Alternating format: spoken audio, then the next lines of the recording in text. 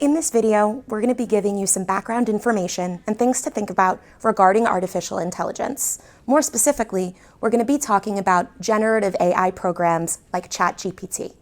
Generative AI represents an emerging class of powerful tools that can generate content in a variety of formats, including text, images, video, code, and sound based on its training. For example, ChatGPT uses content scraped from the internet and from human and AI feedback. Generative AI is constantly changing and evolving, as are the ways we might use it. Different tools might be useful for brainstorming, helping you fine-tune what questions you want to ask, generating images for slideshows, producing grammatically correct written text, and generally learning about how AI tools work.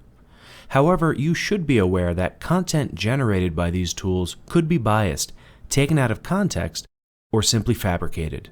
It's been well documented, for example, that ChatGPT will create seemingly accurate citations to sources that don't even exist.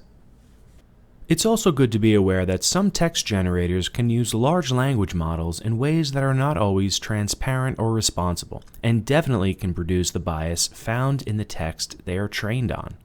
There are also several legal challenges to image generators like DALL-E because of contradicting understandings of copyright. In some courses, your instructors might encourage you to use these tools for specific purposes and assignments to help you develop awareness, skills, and knowledge of how they work.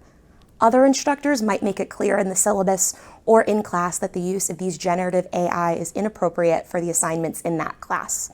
If you're unsure about using generative AI for a particular assignment, it's a good idea to talk to your instructor. If you do have permission from your instructor to use generative AI in your assignments, make sure you acknowledge your use in a way that is appropriate. Citing your use of the tools ensures transparency. This can be done in a variety of ways depending on the citation style you are using. MLA and APA, for example, have developed guidelines for citing generative AI content. But if you have questions, you can use the tools suggested on the page below this video. And always reach out to your instructor or a librarian if you need help.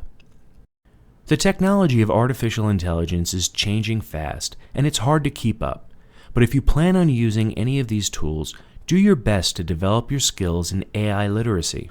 Stay informed of the ongoing debates over the ethical and responsible use of generative AI, and know that you can reach out to resources on campus to help you, such as SBU libraries.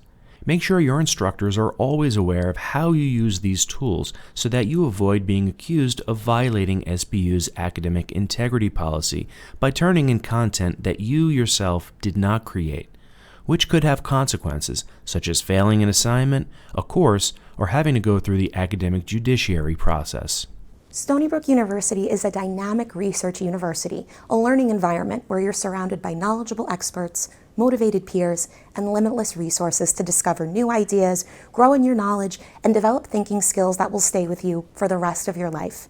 Communicate with your professors. Don't be afraid to ask all of your questions, and empower those around you by staying transparent in your own use of all resources, including AI tools.